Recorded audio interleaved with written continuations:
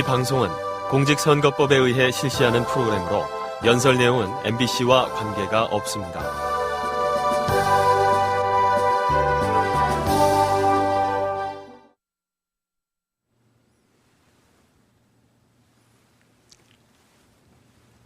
국민 여러분, 안녕하십니까?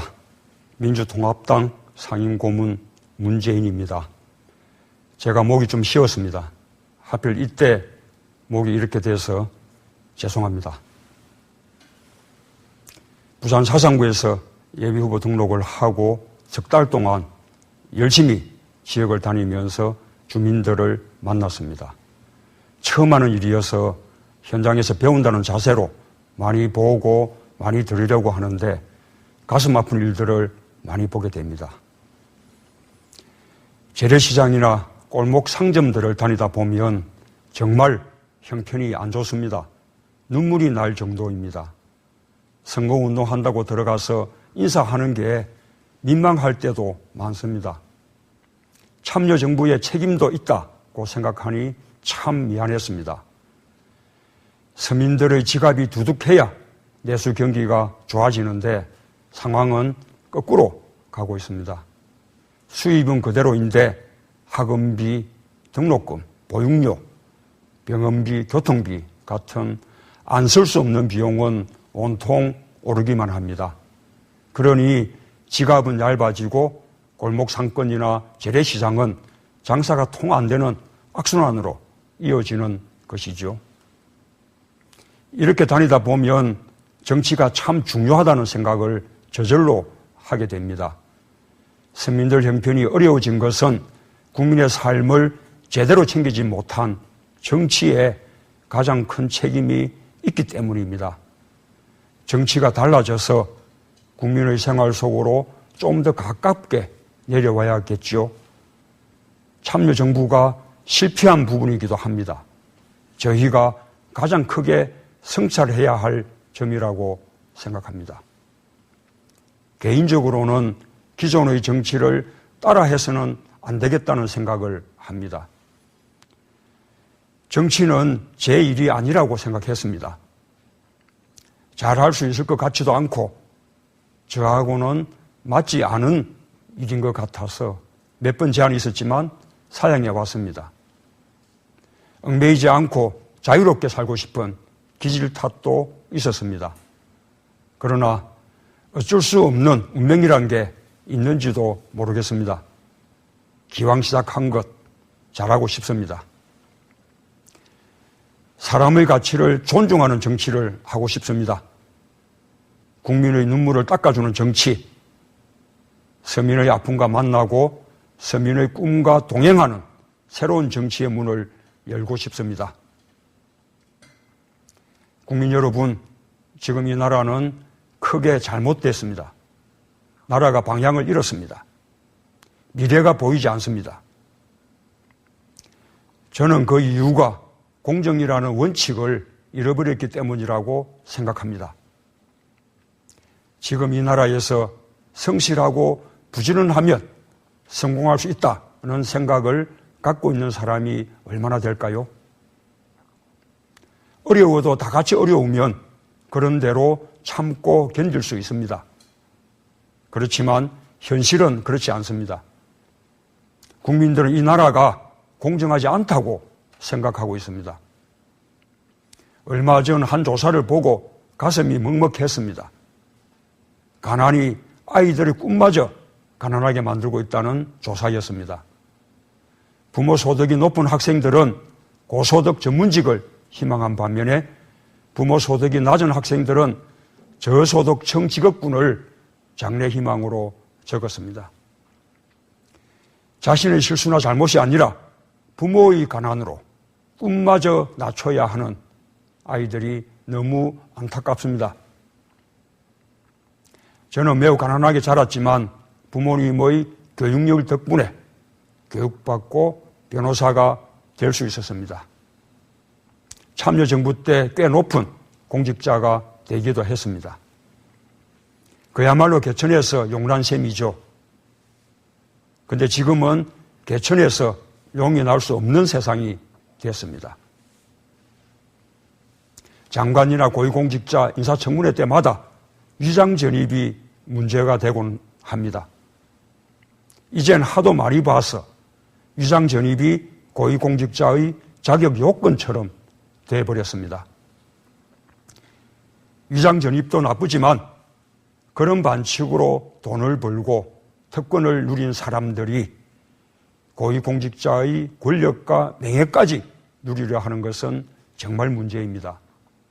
이런 일들이 수없이 벌어지고 있습니다. 재벌 특혜, 부자 감세, 대기업의 중소기업에 대한 횡포, 비정규직 차별, 정관예우, 특권층 자녀들의 병력 특혜는 공정하지 못한 사회가 만든 상처들입니다. 문제는 그 피해가 힘없는 서민들에게 고스란히 전가되고 있다는 것입니다. 서민들은 기회는 적으면서 더 많은 의무를 져야 하고 더 많은 희생을 치르고 있습니다. 공정의 가치가 무너져 내린 사회의 또 다른 이름은 성자 독식의 세상입니다. 지금 우리 사회는 살벌한 경쟁만 있고 약자에 대한 배려는 없습니다. 올라갈 사다리는 사라지고 기회의 문은 닫히고 있습니다. 이런 국민들에게 국가는 무엇입니까? 정치는 어디에 있었고 정부는 무슨 일을 했습니까? 정치가 공정의 기준을 바로 세워서야 했습니다. 정부가 원칙과 상식의 잣대를 갖고 특권과 반칙을 바로잡아서야 했습니다. 그러나 이명박 정부는 어떻게 했습니까? 새누리당은 무엇을 했습니까? 재벌과 부자의 세금을 깎아주고 규제 완화라는 명목으로 힘이 있는 사람들의 탐욕을 도와주기만 하지 않았습니까? 국회 예산정책처에 따르면 재벌 감세, 부자 감세로 줄어든 세금이 5년간 84조 원이라고 합니다. 이명박 정부는 이걸 경제 살리기라고 말합니다. 속아 웃을 일입니다. 이렇게 해놓고 아이들 눈칫밥 먹이지 말자는 무상급식은 나라를 망하게 하는 일이라고 선동합니다. 정말 심각한 일은 권력이 사익 추구의 수단이 됐다는 것입니다. 청와대와 정부, 여당이 앞장서서 반칙을 저지르고 스스로 특권 집단이 되고 있습니다. 대통령 측근의 부패와 권력형 비리가 하루가 멀다 하고 터져나오고 있습니다.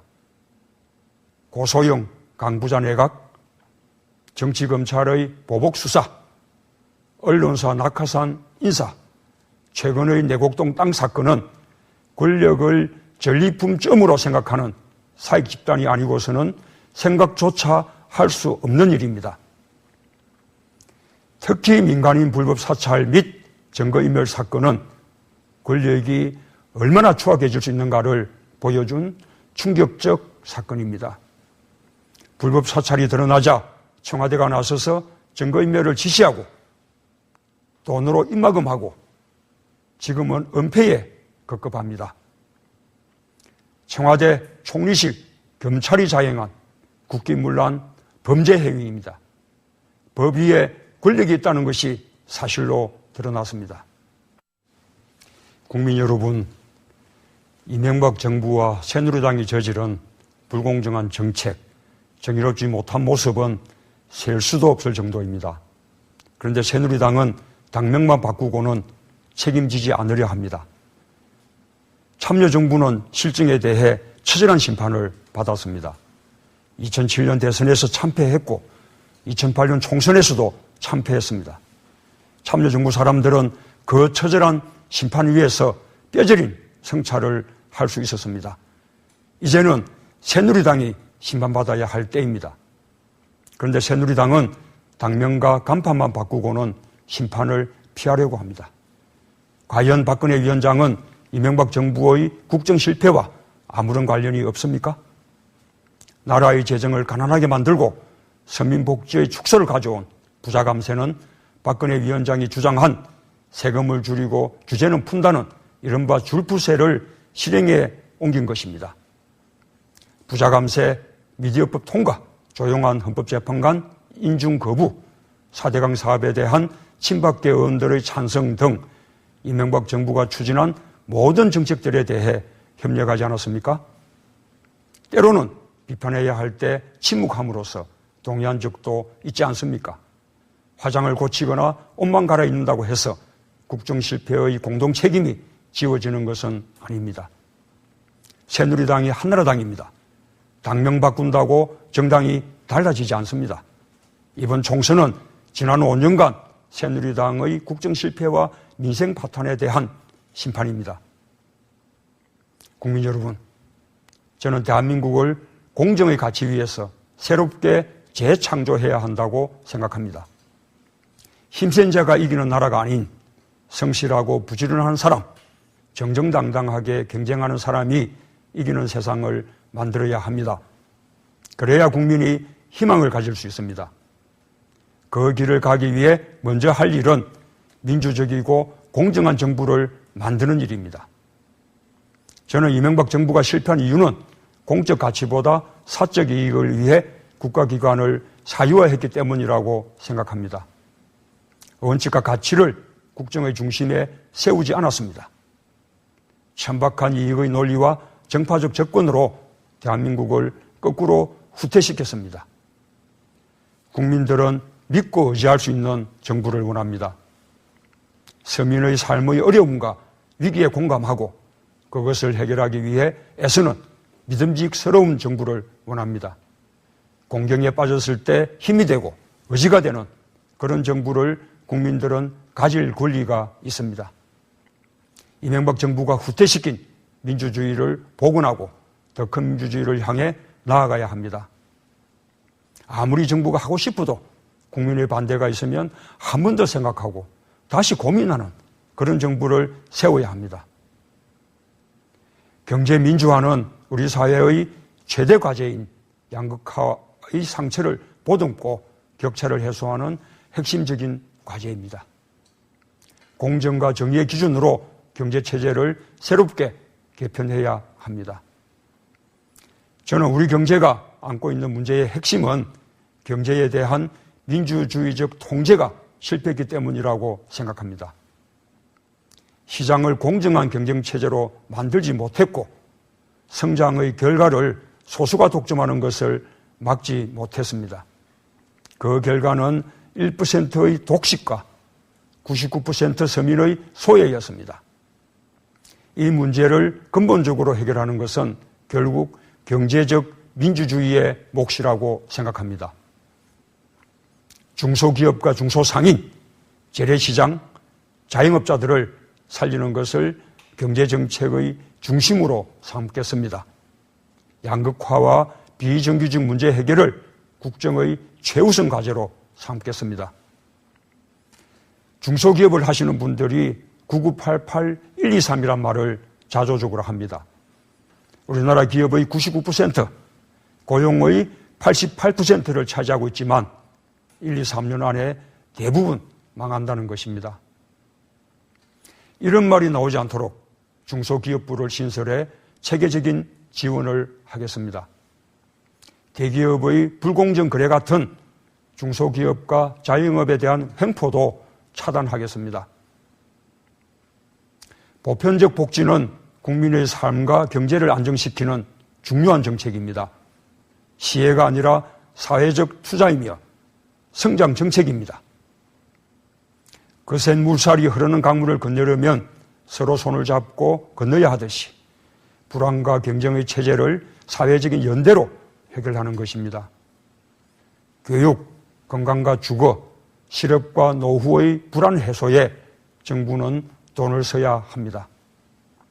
대학 등록금을 반값으로 낮추고 건강보험의 보장성을 높여 의료비 부담을 낮추면 서민들이 지출할 수밖에 없는 비용이 줄어듭니다.